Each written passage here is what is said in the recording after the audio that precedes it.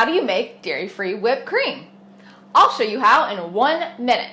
It's light, fluffy, and so much faster than traditional dairy whip.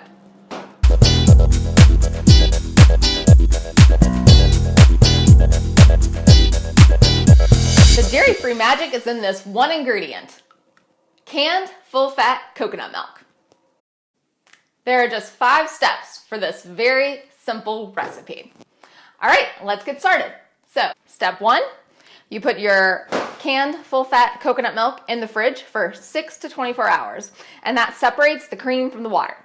All right, step 2, you turn it upside down, you take your can opener, and you open it.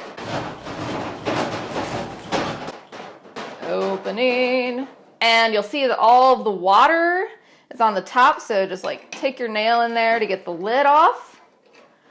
And you want to discard all of that water, so just put it in a bowl, and you can save it later for drinking. Okay, so we're going to take this off, and be careful, because you can cut yourself with that thing. And then you see all of the cream is at the bottom. So put the water over here. Step 3, we're going to take all of the cream and put it into a bowl. Should come out fairly easily.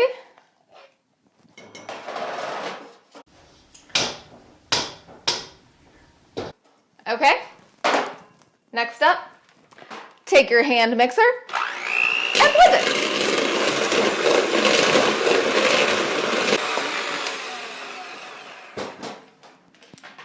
And there you have it, homemade whipped cream. You can scoop it together, try a little bit. Oh my gosh, amazing. If you want, you can add a little bit of vanilla to this, or a little bit of honey or maple syrup to make it a little sweet, but I think it's plenty sweet the way it is. All right, enjoy.